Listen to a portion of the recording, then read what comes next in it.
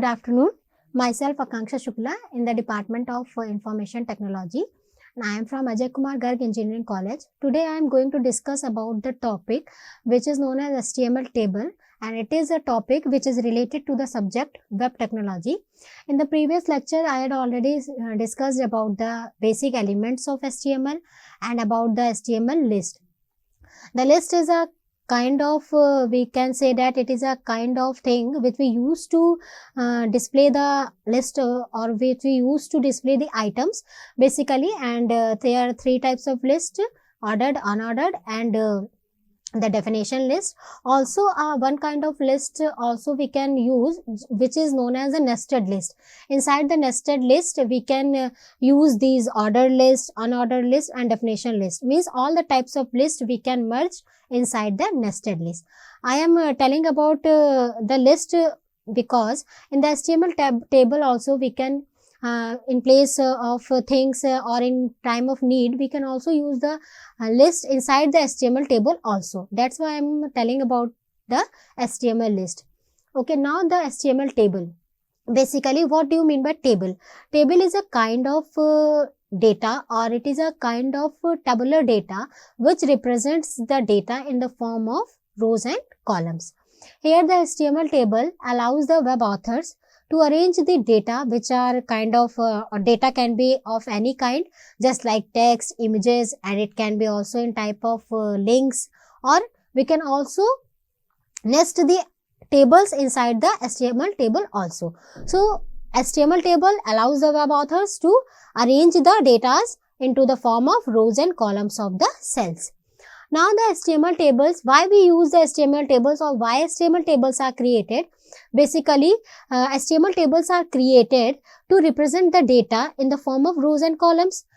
As we all know that if we have a data in the form of text or paragraphs, okay, then it is tough for all of us to understand that data which is in form of the paragraphs or which is going to be in the form of textual form. But if that data is in the form of tabular format, then it's easy for all of us to understand that data or to segregate that data in the form of list also, in the form of rows and columns. So basically this is one of the advantage of the tables, why we represent the data in the form of table, so that each and everyone can understand easily that what the content of what the data contains of.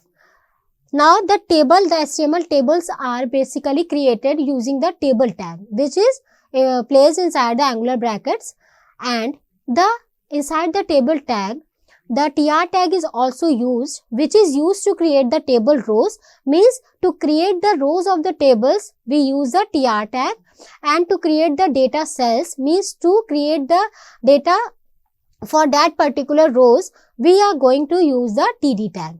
Okay, the elements which we are going to put under the td tags are regular and it should be left aligned by default. You can also set that elements, but by default the elements which we put under the td tag are regular and they are basically or by default are left aligned. Here is the example of HTML table. First of all, we write the doc type HTML that defines that this is a HTML document. Next one is HTML tag. After that, we are going to write the head tag, which contains the meta information, and inside the head tag we are going to write the title tag also. The title tag contains the title, which is the HTML tables, and correspondingly we close the title tag here. After that, we close the head tag. Now the content of the web page starts with the start of body tag. So we start the body tag. After that, we start the table tag. Here we are using an attribute of a table, which is border, and the size of the border is 1, which is given here. After that, we are using the tr tag, which indicates the row, first row of the table. Inside this tr tag, we use the td tag.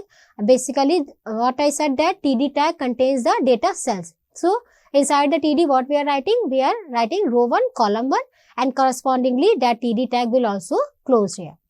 After that, next data cell is row 1, column 2, and correspondingly that td tag will also close.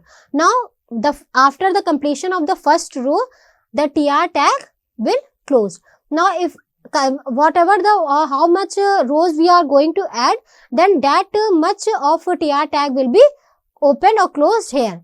So next, for next row, we again open the tr tag and we again use that with the use of td tag, we again put the data cell. So we again put the data here, row 2 column 1, and the next td or in the next data cells we write row 2 column 2, and correspondingly all the td tags will be closed after the completion of that data cells. Next row will also finish, so tr tag will also close here. After that table tag will close here and the body tag will closed here.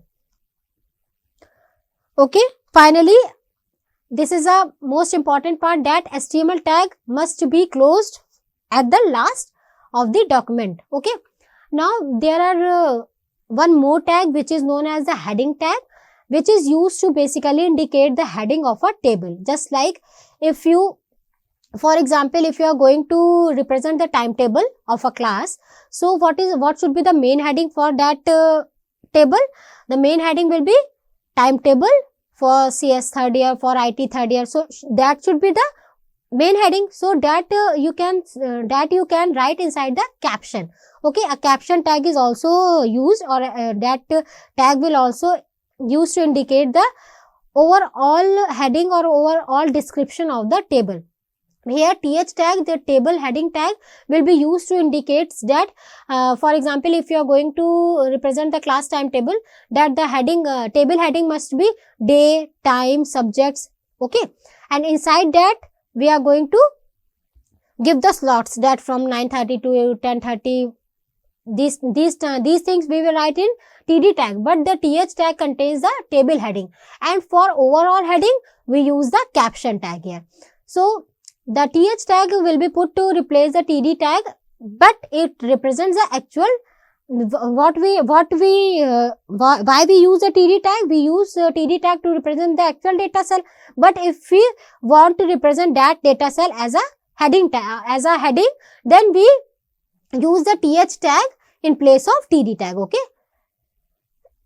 So here what is written here, that if we put your top row as a table heading, okay, then you can use the th element in any row. Just like in the given example, that syntax whatever is written here, in the first row, what we write first, to the start of the first row we use the tr tag, and after that in place of td tag we use the th tag. Okay, so name and salary, in the first row whatever the information we provide inside the heading tag will be represented as the table heading. Okay.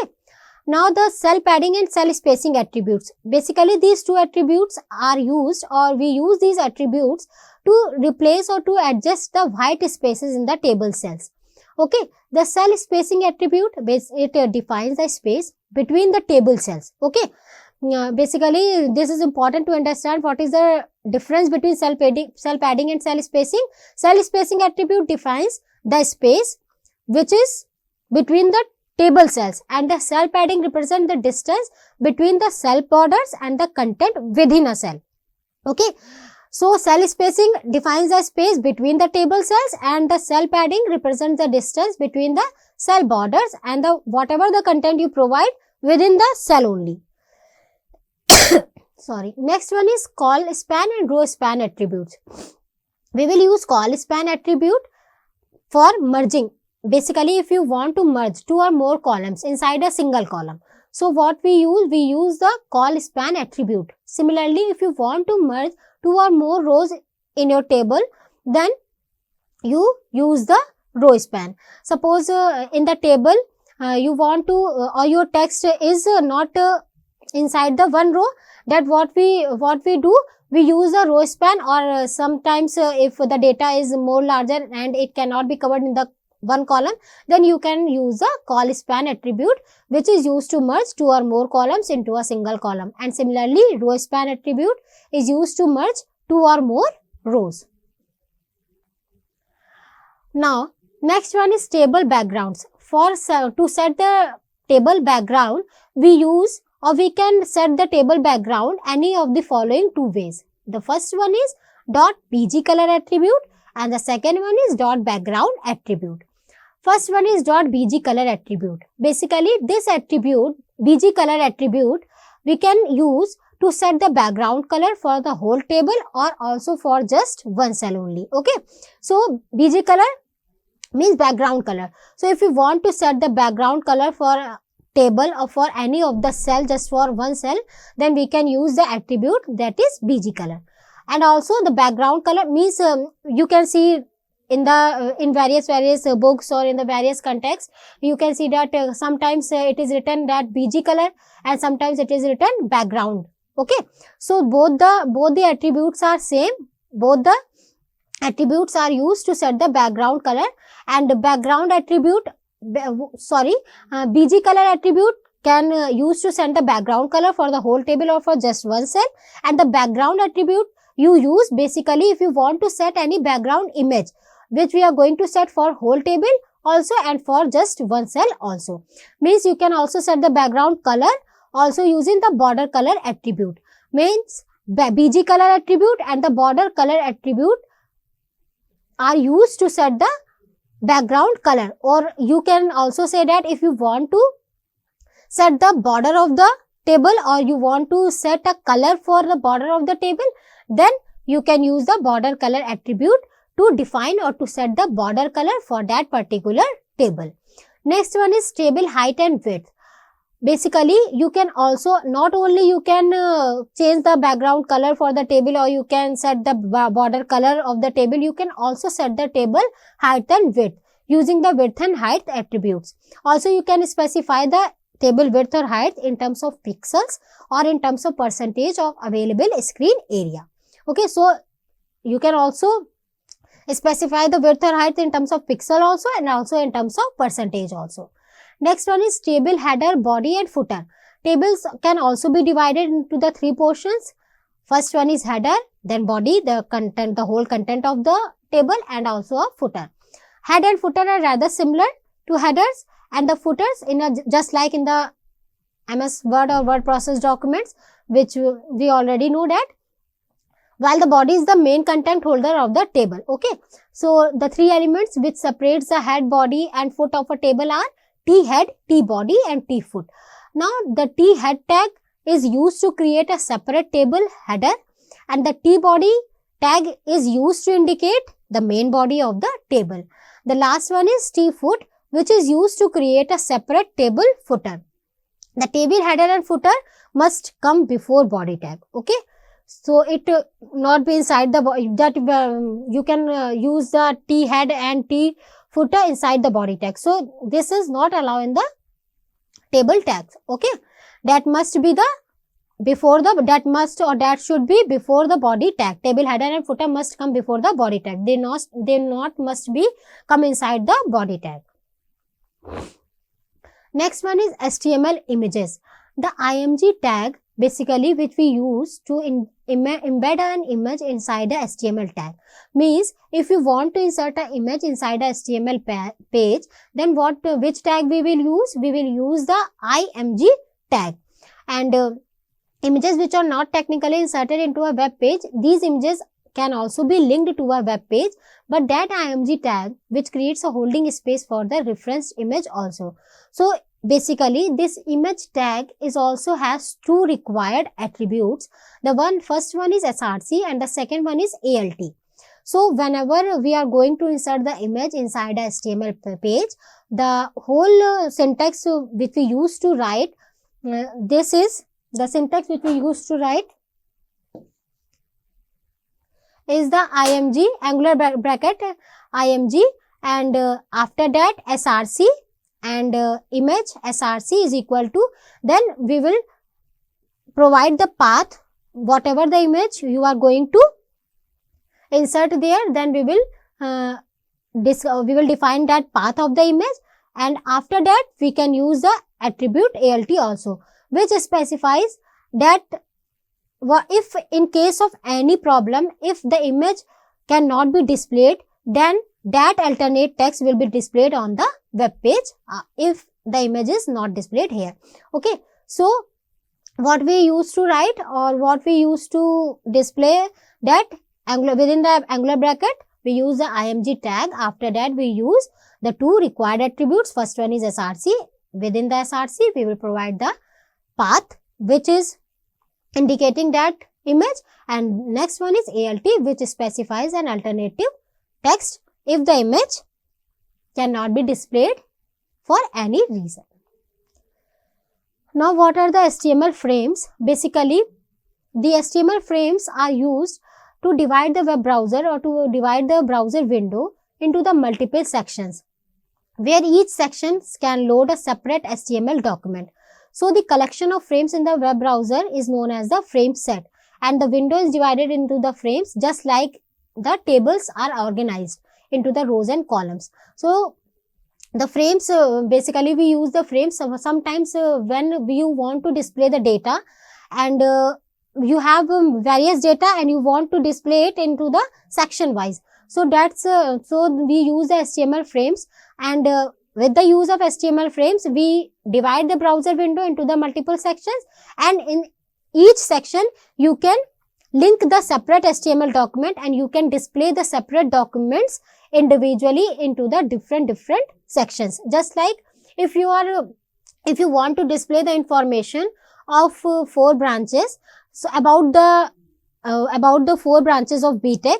So what we do, we use the HTML frames, and we divide the frames into the 4 sections.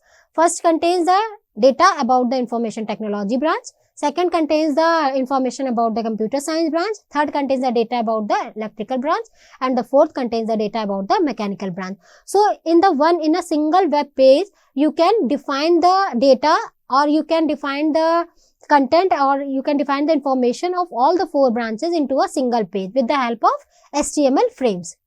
Okay, and the collection of these frames which we use in the browser window is known as the frame set. So whenever we used to define the frames, then first or the primary tag which we use is a frame set also.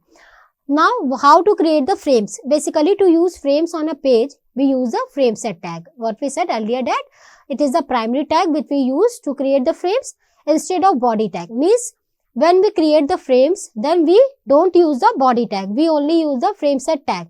This frame set tag defines how to divide the window into the frames, and the rows attribute of the frame set tag defines the horizontal frames, and the columns attribute define the vertical frames. Each frame is indicated by the frame tag, and it defines which HTML document shall open into the frame. Now, when we are going to create the frame, first of all, what we use, we're going to use the frame tag. After the frame tag, what we write the frame set tag, and the 2 attributes of frame set are rows and columns. Means if you are going to divide your frames, or if you are going to divide the web browser window into the horizontal form, then you use the rows attribute of the frame set, and if you want to divide the web browser window into the columnar manner, then we use the cols attribute. Okay, so here the frames are basically used to divide the web browser windows into the row forms or into the column manner. Okay,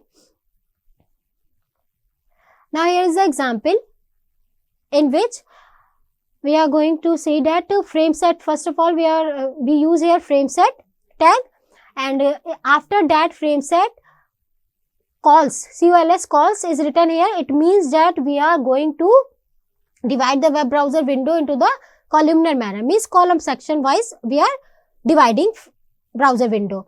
Now first is written here as 20%, and after that asterisk is placed here. It means first column contains the 20% of the screen, entire screen, and the rest part will contain, or second section will contain the rest portion of the screen. Now first one is frame src, means frame source is equal to ordered list.html, means you have already make the 2 pages or 2 HTML documents. First one is OL and second one is marq, means these are the 2 web documents which we have already made, and here we are going to link in this frame. Okay, so first one is frame src is equal to ordered list.html, and the second one is marq.html. Means here we are going to link up the two HTML documents inside the one web browser window. The first section which contains the 20% of the entire screen, and the second one is containing the rest portion of the screen. After that, we close the frame set tag, and finally the HTML tag will be closed here. Basically, there are some drawbacks of the frames, that there are just like some devices are small, just like mobile or smartphones, so that devices cannot cope up with the size and features of the frames mostly. That's why the frames are, in the current trend, the frames are not using so much, because they are not cope up with the, they are not be able to cope up with the small devices due to the size and the features of that devices. Okay, so these devices screens are not large enough for making this splitting up, that which can be done by the frame tag. Second drawback is screen resolutions also has an adverse impact on the frames that you will create in the some devices, and also in many cases the back button of the browsers also can be stopped working, and also in many browsers the frame technology is not supported. Hence, the HTML script is unable to relay any output on the browsers. So these due to these drawbacks, basically the frames are not generally in the trend in the today's concept. Now, the various attributes of the frame tags. First one is SRC, the second one is name, the third one is frame border, the next one is margin width, and then margin height, then no resize, then scrolling. The first one is SRC. Basically, this attribute of frame tag is implemented to fetch the HTML file which needs to be loaded into the one of the frames. Means, if you are going to load any of the HTML file, just like as we seen in the previous example here, a frame SRC is equal to, okay, so that SRC is the HTML file which you want to need, or which needs to be loaded in one of the frames. Okay, next one is frame. This facilitates you in giving the name to your frame.